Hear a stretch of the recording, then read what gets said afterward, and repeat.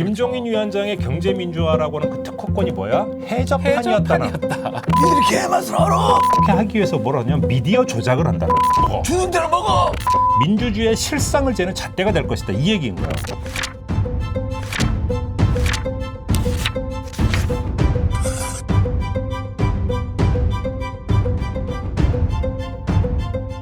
네, 청기누설 21번째 시간입니다. 자, 오늘 어떤 얘기합니까? 오늘은 본론 들어가기 전에 이전부터 좀 말씀을 드려야 될 네. 것 같은데 다음 주가 추석 연휴잖아요. 추석입니다. 그래서 다음 주 청기누설은 없습니다. 아, 아쉽다. 우리도 아쉽다고? 아니, 우리 아니, 시청자 그럼- 여러분 아쉬워할 것 같아요. 그건 맞을 것 같아요. 예. 본인은?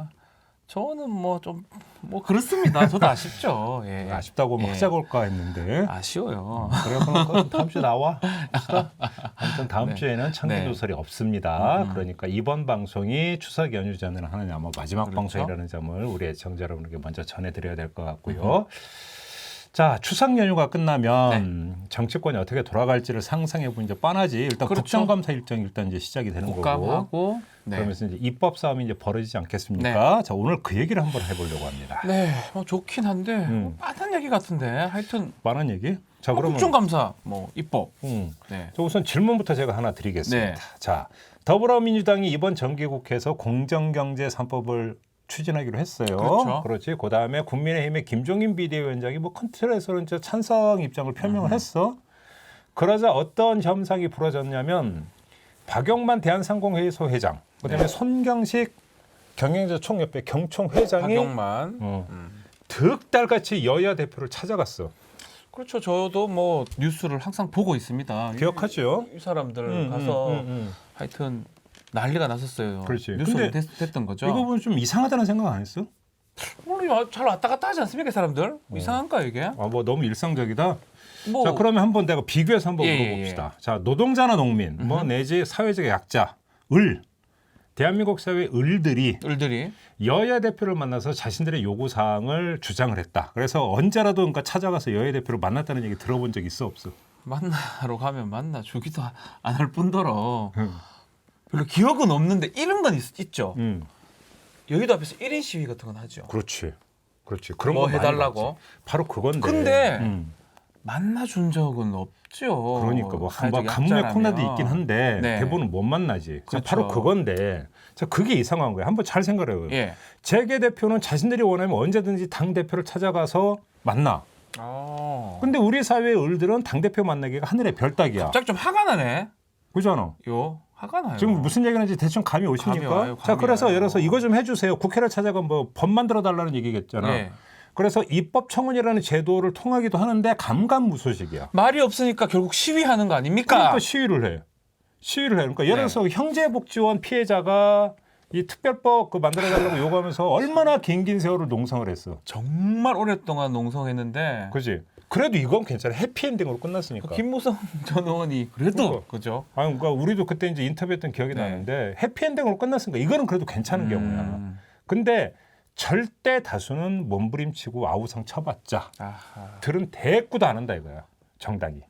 뭐 대표 만나기는 더더욱 하늘의 별 따기고. 그런데 재계 대표는 한번 봅시다. 그러면 스스럼 없이 찾아간다라는 거. 이거 너무 이거 좀 심한 거 아니야? 그지? 네. 뭐 물론 대다수 언론은 요번에 이거 찾아갔던 사람들도 이러더라고. 기껏해야 1, 20분 만났고 사실상 문전박대 당했다. 네.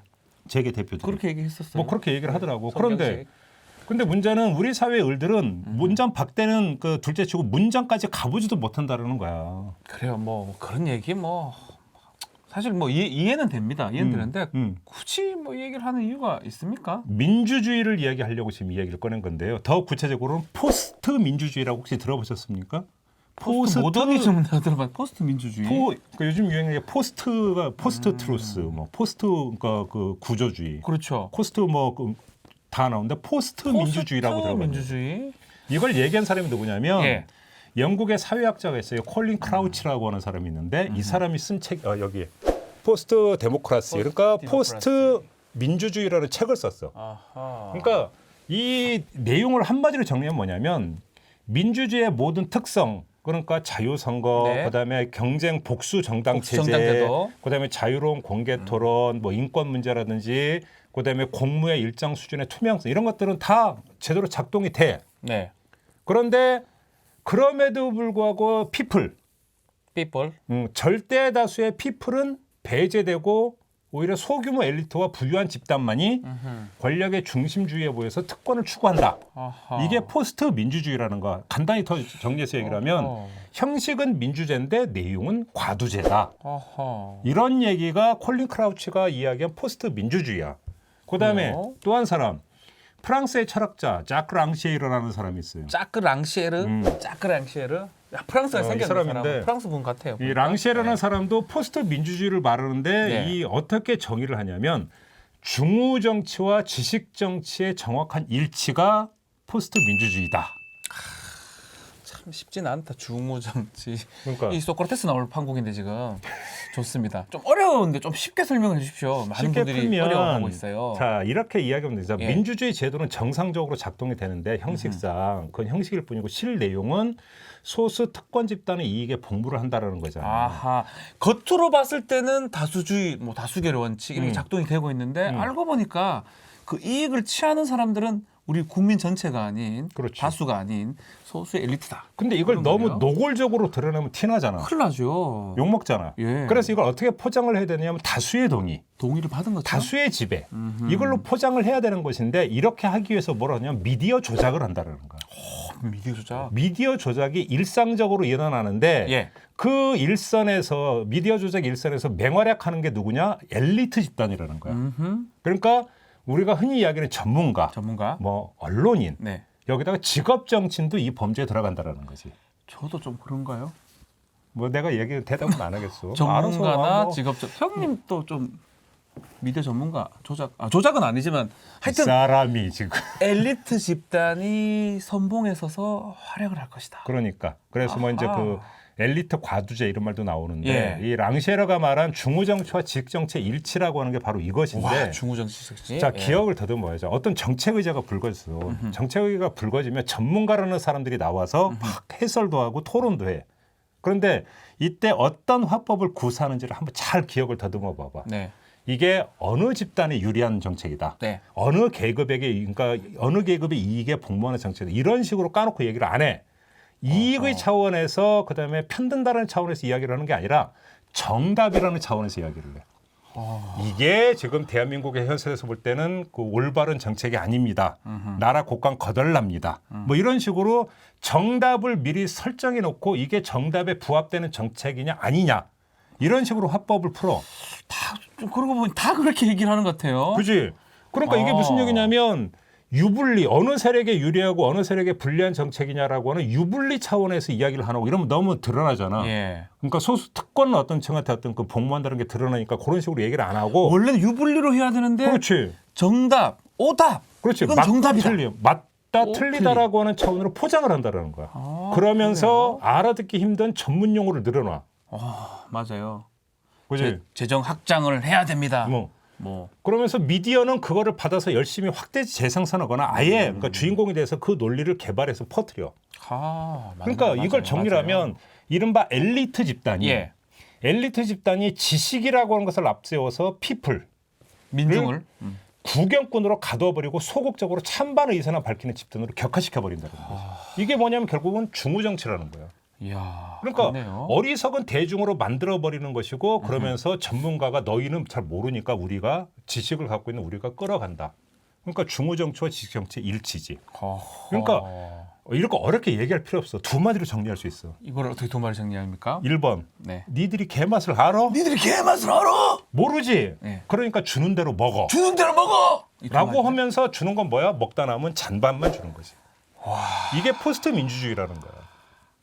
그래요. 이거는 이해가 됩니다. 지식 정치랑 중우 정치의 일치. 내가 주는 개 먹어. 잔반 먹어. 잔반 먹는 건데 좋습니다. 발음 잘해야 돼. 도구가 아니고 네. 개. 맛을 알아. 우리 고향에서는 그이라고 불렀는데. 예. 거의요. 그이.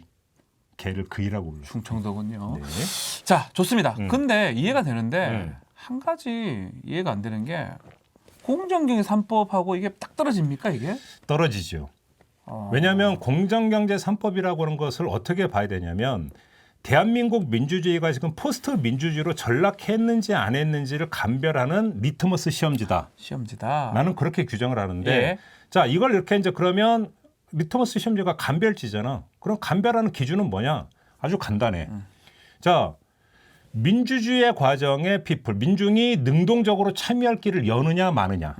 그다음에 민주주의의 그 결과가 민중의 이익에 복무하느냐 마느냐. 민중 이걸 이익에 따지면 되는 거지. 부합하느냐. 네. 이것을 더 유명한 링컨의 그 유명한 말. 그건 뭐 of the people, by the people, for the people. 오 발음 좋아요. 민중에 네. 민중에 의한 민중을 위한. 그렇죠. 뭐 이걸로 중요하잖아요. 그러니까 풀 수도 있어. 어허. 자, 왜 그러냐면 자, 공정경제 3법 가운데 몇 가지만 뽑아서 그러니까 대표적인 몇 가지만 일단 나열해 봅시다. 상법의 징벌적 손해배상제하고 집단소송제를 도입한다라는 거지. 좋은데 그죠? 그리고 공정거래법에 전속고발권 폐지하고 사익편취 금지 조항 넣겠다는 네, 거죠. 맞습니다. 이 네 가지만 내가 설명해. 징벌적 손해배상제가 뭐야? 그러니까 어제 뭐 그 시선 집중에서 잠깐 이제 언론에 적용되는 걸 다룬 바가 있지만 소비자에게 손해를 입히면 입혔을 때 손해액의 5배까지 토해내게 만드는 게 징벌적 손해배상. 원래는 손해 본 만큼만 배상을 해야 되는데 그 손해 본 만큼의 곱하기 5까지 가능하다. 그렇지. 그 제도죠. 근데 만약에 그러면 그 손해 본 만큼만 토해내게 한다면 기업 입장에서는 뭐야? 미치는 게 없어. 별로 괜찮아요. 없지. 들은 그러니까 비용에 비해 보면 뭐 걸리면 재수 없는데 재수 없어도 그냥 그 뭔가 토해내면 되는데요. 된다니까. 네. 그렇지. 근데 네. 징벌적 손해배상제는 어떻게 돼? 5배. 기업의 어떤 부당한 어떤 그 챙겨가는 부분들을 끊을 수 있다는 얘기죠. 그렇죠. 집단 소송제가 뭐야?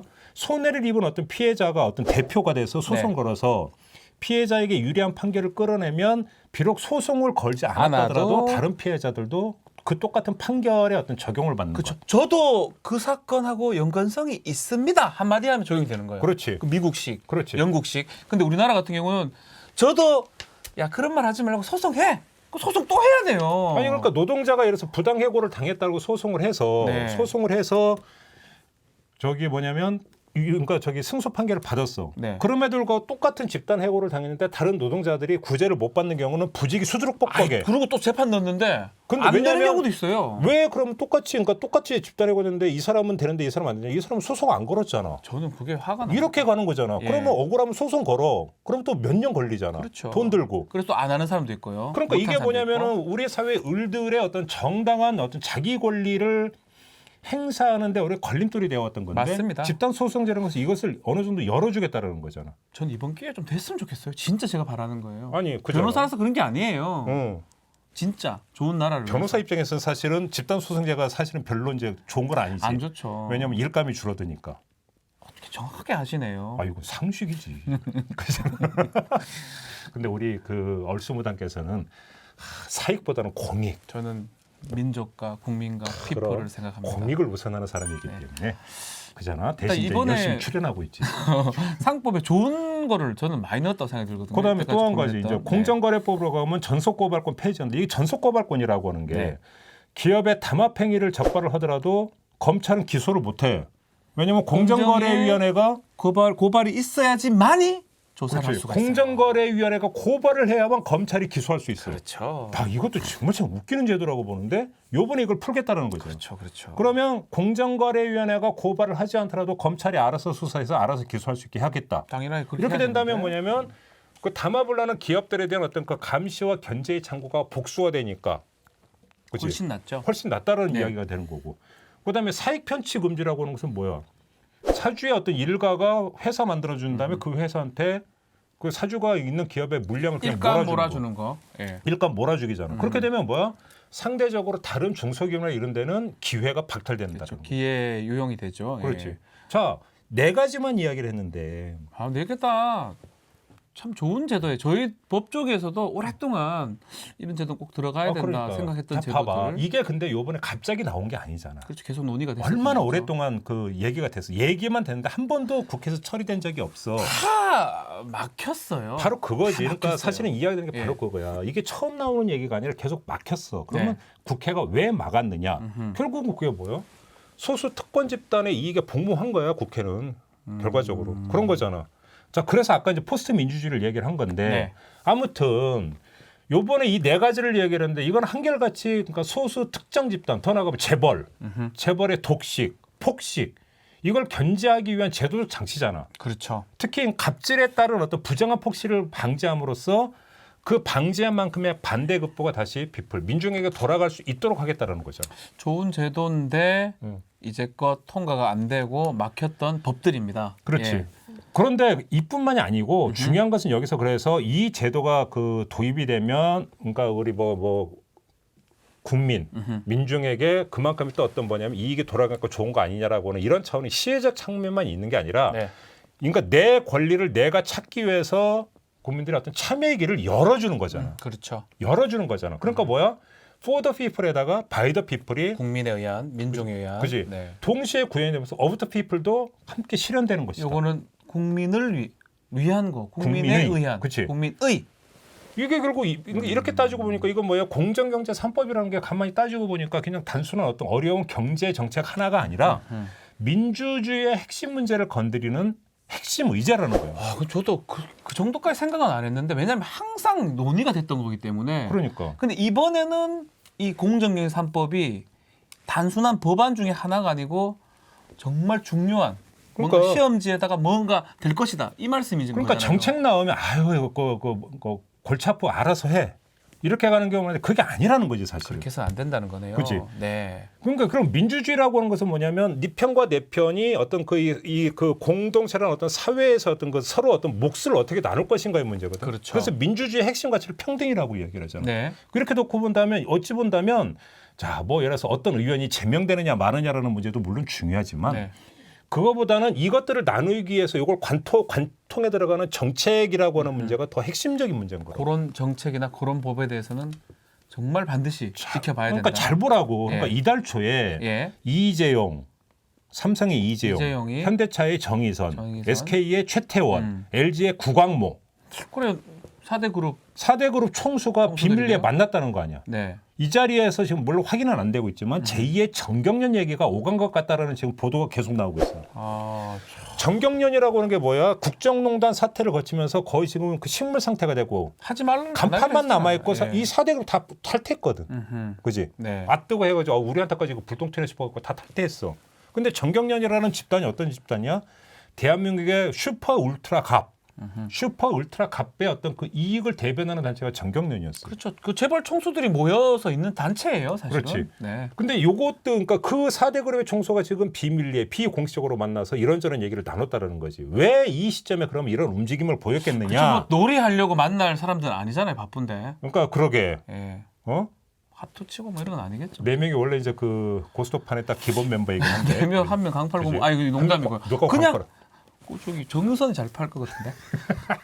뭐 하여튼 이 네 사람이 만났다는 거는 뭔가 있다라는 거예요. 그러니까. 그러면. 자 그만큼 이 사람들은 이걸 비상하게 지금 네. 바라보고 있다라는 거야.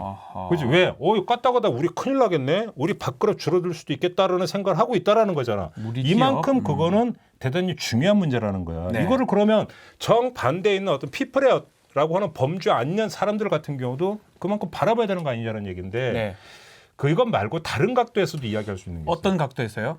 우리가 이제 촛불 정신이라는 얘기를 많이 했어요. 아, 우리 이 정부는 촛불 정신이 탄생시킨 정부다 그러니까. 이런 말 쓰잖아요. 자, 그러면 촛불 정신이 무엇이냐는 뭐 규정하는 사람에 따라서 다양하게 나올 수가 있겠지. 다만 그 한겨울에 광화문 광장에 모여서 촛불을 들고 외쳤던 시민들이 공통되게 입에 올렸던 것을 기억을 더듬어 보면 하나는 검찰 개혁이었고 검찰개혁이 또 한 있었고요. 가지는 정경유착 그래요. 근절이었어요. 맞습니다. 정치하고 경제가 합쳐져 가지고 비리가 양산되는 거 막아달라. 아니 그러니까 그 국정농단 사태의 그러니까 시발점이 뭐야? 네, K 스포츠 재단 그렇죠. 이런 데 그러니까 저기 말 돈 아닙니까? 내라, 말. 돈 내라. 그렇죠. 그거부터 시작이 된 거잖아. 근데 여기서 검찰 개혁은 그 진행 상황을 우리 애청자 여러분들이 더 잘하니까. 우리가 말을 많이 했으니까 여기서 건너뛰고. 자, 그럼 한번 물어봅시다. 정경유착 근절이라고 하는 것은 얼마나 진척이 됐어? 그냥 총수 몇 명이 감옥 갔다가 잠시 갔다 돌아오고 이게 다인 것 같은데요. 솔직히 진척된 게 없어. 까놓고 전혀 얘기해서. 입법적으로 정책적으로는 저는 기억이 별로 안 납니다. 그러니까. 예. 그렇게 놓고 본다면 공정경제 3법이라고 하는 것은 예. 촛불정신 구현을 위한 또 하나의 시발점. 음흠. 이렇게 평가를 할 수가 있는 거고. 시발점. 발음 잘해요. 시발점. 발음 잘해야 돼. 네. 그리고 나머지 하나가 더 있어. 그건 또 뭐죠? 그게 하나가 더 있는데 예. 일각에서는 정경유착이라고 할 때 이 정, 이 정의라고 하는 단어의 범위를 어디까지 놓을 것인가 해서 보통 청와대를 얘기를 해요. 최고 권력. 청와대. 그지? 네. 근데 내가 볼 때 절대 아니야. 오히려 눈에 보이지 않지만 더 일상적이고 근본적이고 악성인 유착은 사실은 정치권, 그러니까 청와대라도 청와대일 수도 있지만 더 중요한 건 여의도 국회에 국회, 있는 정당. 이들과 유착인 거지. 정당이랑 아까 경제 재벌의 유착. 제가 그 포스트 민주주의를 이야기를 했던 이유가 잘 봐. 네. 소수 엘리트 집단과 특권 집단이 짝짝꿍이 돼가지고 민주주의의 외피를 쓰고 사실은 어떤 그 모든 것들을 챙겨가는 것이 포스트 민주주의라고 했어. 그래서 예. 포스트 민주주의는 우리말로 번역하면 직역을 하면 탈민주주의지만 탈민주주의. 의역을 하면 민주주의의 종말이라고 의역을 한다. 그러니까 사실상 껍데기만 남은 민주주의 이렇게 이야기를 하는데 예. 그 소수 엘리트 집단이 소수 특권 집단하고 짝짝꿍이 되는 주된 매개가 뭐냐면 바로 국회고 정당이라는 거예요. 맞네요. 정당에서 재벌들이 재벌에 유리한 입법을 해가네. 그러니까. 해가는 과정은 아까 우리가 상당히 그랬잖아. 다수의 의견을 동의를 받고 아까 공정경제 3법 네 가지 핵심적인 내용만 소개를 하면서 이거 그 갑자기 나온 얘기 아니라고 했잖아. 계속 나왔습니다. 그럼 정말 20년 그러면 전부터 나왔어요. 거꾸로 얘기하면 그럼 계속 처리를 안 했자는 얘기잖아. 아 맞네. 왜 안 했냐고 그러니까. 왜 안 했을까요? 왜 안 했냐고. 자 그런 점에서 공정경제 3법의 처리 결과라고 하는 게 네. 우리나라 정치권과 재벌의 유착 정도를 재는 척도가 될 것이다. 네. 정치적으로도. 그잖아. 그러면서 촛불 정신의 구현 정도를 재는 바로미터가 될 거고 더 나아가서는 대한민국의 민주주의의 실상. 아까 포스트 민주주의 얘기했잖아. 민주주의의 실상을 재는 잣대가 될 것이다. 이 얘기인 거야. 저는 그냥 공정경제 3법 얘기해서 뭐 여당 야당 얘기 나오고 언론이 그러니 어떤 내용이 담겼니 저는 법조인 시각에서 그렇게 바라봤는데 지금 얘기를 들어보니까 아니 그러니까 잘 봐봐. 엄청 지금 중요하네요 진짜. 나오자마자 맨날 그 전문가랍시고 하는 사람들이 나와서 아 외국에는 이런 제도가 없는데 대한민국에서 이런 거 하려고 그런다. 그다음에 뭐 헌법에 어떤 뭐냐 이중처벌 금지 조항이 있는데 그 헌법 정신을 위배해야 된다. 이런 식으로 지금 계속 가잖아. 그렇게 얘기해요 사실은. 저희도 또 그렇게 좀 얘기하기도 하고. 그러면서 아 이거는 뭐 유례가 세계적으로 유례가 없는 제도여서 뭐 어쩌고 저쩌고 이런 식으로 그러니까 자꾸 정답으로 간다고 헌법이라고 맞아요. 그러겠다 그러니까 이게 헌법에 위반될 소지가 있어요. 이런 식으로 얘기만. 그러니까 이거 계속해요. 뭐냐면 지켜보는 그다음에 참여하는 사람들의 시야를 지금 흐트러트려보는 시선 집중이 아니라 시선 분산으로 지금 가는 거지. 시선 분산. 그렇지. 자 근데 정치적인 측면만 떼서 지금 내가 하나 꼭 얘기하고 싶은 게 있는데 아까 그랬잖아. 대한민국 민주주의의 실상을 재는 잣대라고 했는데 예. 그 얘기를 한번 가보자고. 자 우리가 보통 정치 이야기하면서 구별짓기를 해요. 너는 보수 나는 진보. 너는 좌파 나는 우파. 그지? 이런 식으로 구별짓기를 해. 내가 볼 때는 정치 현상에서 이거는 반드시 나오는 현상이야. 이거 옳고 그름 따질 어느 이유도 나라 없어. 가도 다 있는 똑같아요. 다 똑같아요. 왜냐하면 정치라고 하는 그다음에 예. 민주주의라고 하는 게 성립되는 조건이 바로 이거야. 그렇죠. 갈리기 때문에 갈등이 있기 때문에 민주주의가 작동하는 똑같으면 거야. 민주주의가 아니죠. 민주주의로 작동할 이유가 없지 그렇죠. 그러면. 똑같은 그러니까 얘기는. 이거는 어찌 보면 당연한 것인데 뭐냐면 중요한 건 뭐냐면 이런 구별짓기가 좀 생산적이었으면 좋겠다. 아하. 내가 이야기하는 것은. 예. 무슨 얘기냐면 상대 이마에 너는 보수 너는 진보 딱딱지를 붙인 다음에 주구장창이 아니라 주야장청 주야장창. 기계적으로 경직되게 갈라치기를 할 게 아니라 좀 생산적으로 접근했으면 좋겠다는 얘기인데 아하. 물론 여기에 대해서 보수 정당 진보 정당 이렇게 나누죠. 네. 이거는 어찌 보면 그러니까 자연스러운 저는 구분법이라고 생각을 해요. 정당에는 색깔이 있고 그거보다 더 중요한 수십 년 걸어온 행적이 있잖아. 그렇죠. 행적에 녹아있는 그 정당의 노선이 있기 때문에 댕내는 보수 정당이요, 댕내는 극우요. 뭐 이렇게 규정하는 것은 뭐라 할 수는 없지. 그렇죠. 다만 그런 길이 있으니까요. 그렇지. 도매급 논리는 좀 피하자. 아. 그러니까 무슨 얘기냐면 이 도매급 논리라는 게 뭐냐면 너는 진보 정당에 소속되니까 너는 전부 다 진보일 거야. 아하. 너는 보수 정당에 있으니까 너는 전부 다 보수일 거야. 라고 하는 것은 너무 단순 논리라는 거지. 어허. 무슨 이야기냐면 우리가 지금 공정경제 3법만 가지고 이야기하니까 이걸로만 한정해서 한번 얘기합시다. 네. 민주당 안에 친기업 성향을 갖고 있는 의원이 있어. 전 알아요. 누구나 있어. 얘기는 못하지만. 그다음에 많죠. 그 국민의힘 안에도 공정경제 3법에 찬성하는 의원이 있어. 있습니다. 예. 자 그러면 공정경제 3법을 찬성하는 유권자 입장에서 이런 의원이 있음에도 불구하고 니네는 반대하니까 다 똑같은 놈들 이렇게 그러면 뭘 하실 거냐. 그러면 이게 공정경제 3법을 처리하는데 생산적 도움이 되느냐? 나는 이걸 얘기하는 거야. 어려운 얘기가 아니야. 어렵지 않네요. 네. 갈라치기를 할 거면 생산적으로 갈라치기를 하자. 이 이야기라는 거지. 네. 그러니까 결국 우리가 적극적인 정치 참여를 통해서 실현하고자 하는 게 민중의 보다 나은 삶이라고 그러니까 전제한다면 우리의 삶이 더 좋아져야 될 것 같아요. 그렇지. 예. 이 관점에서 핵심 정책 의제에 대한 정당의 입장을 살펴야 될 뿐만 아니라 네. 더 나아가서 거기서 개별 의원들이 어떤 스탠스를 취하고 있는지를 살펴서 밀어줄 사람은 밀어주고 견제할 사람은 견제를 하자라는 얘기가 내 얘기는. 왜 이야기를 하느냐. 아하. 당위론으로 하는 얘기가 아니라 네. 한 명이 생각이 나서 그래. 누군지 가만. 저는 지금 얘기 들으면서 계속 이 사람 생각이 머리에 떠나질 않아요. 그러니까 아마 딱 감들어. 김종인 비대위원장. 오늘 김종인 주인공이시네요, 그러니까 위원장님. 네. 한번 보자고. 김종인 비대위원장은 김종인 얘기였어요. 처음부터 들어보면. 엊그제 갑자기. 방송기자 클럽에 갔어도 네. 공정경제 3법이 자유시장 질서고 뭐가 상관이냐. 아무 문제 없다. 오히려 네. 자유시장에 부합된다라는 취지로 이야기를 그렇죠. 했더라고. 좋지. 네. 아무튼 김종인 위원장은 경제민주화 관련해서 무슨 뭐 특허권 갖고 있는 사람처럼 행세를 해왔잖아요. 지금. 본인이 다인 것처럼 말씀을 하셨어요. 경제민주화는 거의 어떤 뭐냐면 특허권을 갖고 있는 본인의 저작물 같아요. 근데 실제로 관여도 많이 했고 김종인 위원장이 90년, 80년대부터 있었잖아요. 그러니까. 특히 2012년도는 엄청난 작업들을 그러니까 했었죠. 경제민주화라고 하는 것이 되게 포괄적이고 추상적인 하나의 구호라면 네. 그 경제민주화라는 추상적 구호를 실현하는 구체적 방법론이 공정경제 3법에 담겨 있는 거예요. 그 법들이죠. 그런 그렇지. 법들. 네. 그잖아. 자, 그러면 지금까지 김종인 위원장은 경제민주화에 대해 열심히 그러니까 주창을 해 오셨는데 네, 그러면 네. 공정경제 3법에 대해서 이제 구체적인 방안이 나왔으면 어떻게 여기서 스탠스를 취할 것이냐. 난 이걸 봐야 되는데 정말로 이 처리하기 위해서 팔걷어붙이고 나온다고 한다면 욕할 이유가 전혀 없잖아. 본인의 뜻이고 이게 민중들 입장에서는 뭐 재벌 아니라면 민중들 입장에서는 유리한 아니 그러니까 제도잖아요. 욕할 게 아니라 오히려 힘을 실어줘야지. 민중들은 칭찬을 해야 되겠죠. 왜? 그렇지. 그러니까 우리가 흔히 하는 전술적 제휴라는 표현을 많이 쓰잖아. 나는 전술적 제휴를 할 수도 있다고 생각해. 공정경제 3법의 처리라고 하는 전술적 과제 앞에서 나는 얼마든지 제휴를 할 수 있고 또 해야만 된다고 생각을 해. 해야만 된다. 그게 내가 볼 때는 네. 정치지 사실은. 그게 정치고 여기서 그러니까 아까 내가 갈라치기를 하더라도 하려면 생산적으로 하자는 얘기가 바로 네. 이 얘기인 거거든. 아하, 무슨 얘기냐면 이해가 됩니다. 네 편 내 편을 갈아서 그냥 패싸움하는 게 정치의 목적이 아니잖아. 결국은 뭐냐면 무엇인가 어떤 그 누군가 어느 세력 어느 집단의 이익을 관철시키기 위해서 세력이 형성이 되는 거고. 네. 그래서 더 많은 힘을 얻기 위해서 세력을 확장을 하는 거거든. 이렇게 놓고 본다면 본말을 전도하지는 말라라는 거지.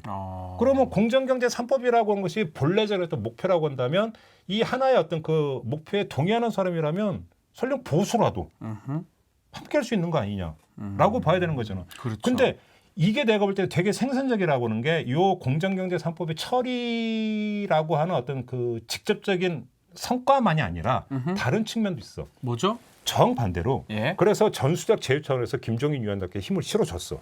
근데 그래서 뚜껑을 열고 봤어. 네. 엮고 봤더니 말로는 열심히 경제민주화에 주고 찬성이라고 했는데 근데 요건 좀 문제가 있어서 요건 좀 아닌 것 같고 어허. 요것도 좀 아닌 것 같으면 우리가 여기서 이렇게 대충 절충합시다 하면서 가면 뭐가 돼? 악마는 디테일에 있다. 이또 그렇다는 그렇지. 그죠. 가짜 악마는 디테일에 있다. 이렇게 돼버리면 어떻게 되는 거야? 예. 아 이분이 지금까지 떠들어왔던 게 알고 봤더니 속빈 강정이었구나. 예.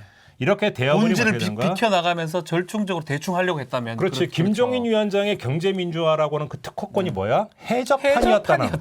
해적판이었다는 게 드러나서 그 자체로 또 생산적인 거야. 그잖아. 이중의 의미에서 생산적인 거라고. 힘을 실어서 같이 해서 관철을 시킨다면 그 자체가 달성되니까 좋고. 오히려 거기서 약간 어떤 그 배신의 계절로 그러니까 귀착이 된다면 본질이 드러나니까 생산적인 거고.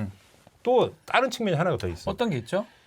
자, 똑같이 김종인 위원장과 똑같이 민주당 소속이면서 재벌의 편을 드는 사람이 있다면 있어요. 예. 이 과정에서 그의 엑스맨 기질이 만천하에 드러나겠지. 아하. 만천하에 또 드러나게 해서 딴짓을 못하도록 하거나 아니면 차라리 자기 번지수 찾아가게 만들어 주거나 해야 되는 거 아니야? 와. 그런 점에서도 이거는 정치적으로 되게 생산성이 있는 거라고. 이렇게 접근해야 된다. 그러니까 무슨 얘기냐면 네. 민주주의의 시작은 민주주의가 성립되는 기초이자 조건이고 동시에 출발점이 뭐냐면 갈등과 대립의 주체를 확실히 가르는 거야. 정확하게 보자는 거네요. 갈등과 대립의 주체를. 그렇지. 네. 근데 문제는 이것이 비가 오나 눈이 오나 봄, 여름, 가을, 겨울 너는 보수고 나는 진보니까 너희와 우리는 불구대천의 와. 원수라 네가 죽든 내가 죽든 한번 끝까지 가보자 라는 게 아니고 문제는 뭐냐면 한 곱이 넘고 두 곱이 넘고 세 곱이 넘는 과정에서 어떤 때는 손을 잡을 수도 있고 어떤 때는 아닐 수도 있다는 거예요. 그렇죠. 그러면 오늘의 주제인 공정경제 3법이라는 과제에만 놓고 이야기를 했을 때는 무엇이 생산적인 갈라치기인가 이거를 좀 우리가 고민을 하자라고 했고 그 고민의 결과에서 이제 입법 싸움이 시작할 때 거기에 대처를 해야 되는 거 아니냐. 이게 추석 연휴 이후에 우리 주권자들이 풀어야 될 숙제다. 그러니까 이제 추석 명절 동안 우리 추석 민심 얘기를 하잖아요. 다른 얘기도 하겠지만 이 공정경제 3법 같은 법률 사실은 많은 수 사람들한테 유리한 법률입니다. 제가 법조인으로서 봐서도 그렇고 그럼. 뭐 재벌이나 소수한테는 불리하겠죠. 그럼. 그 얘기를 좀 하면서 무조건 이거 나는 보수 진영을 좋아하니까 보수 진영을 지지하니까 반대하고 난 또 진보 진영을 지지하니까 찬성하고 그거보다는 조금 심도 있는 얘기들이 나왔으면 좋겠다라고 그렇죠. 우리 김종배 형님의 시선이 집중되고 있습니다. 예. 맞죠? 네. 아마 일주 쉬고 추석이 끝난 후에 입법 활동이 이제 될 건데 어떻게 전개되느냐는 어쩌면 우리 주권자들의 몫이 아닌가 생각이 듭니다. 이게 아주 중요한 국면이다. 최초에 우리가 기억나실지 모르겠지만 이번 총선이 정말 중요한 국면이라고 말씀했던 적이 있어요. 그렇습니다. 그것도 바로 관철이 됐고. 우리 묵은 과제를 풀어야 되지 네. 않겠습니까? 자, 김종배의 2탄 이번 공정경제 3법 이거의 입법 과정이 또 중요한 국면이다라고 말씀드리면서 자 청기누설 21번째 시간 여기서 마치도록 하겠습니다. 추석 잘 쉬시고요. 추석 명절 잘 보내시고요. 집단 소송제, 징벌 손해배상제 당신한테 유리한 게 많습니다. 잘 생각해 보이소. 안녕.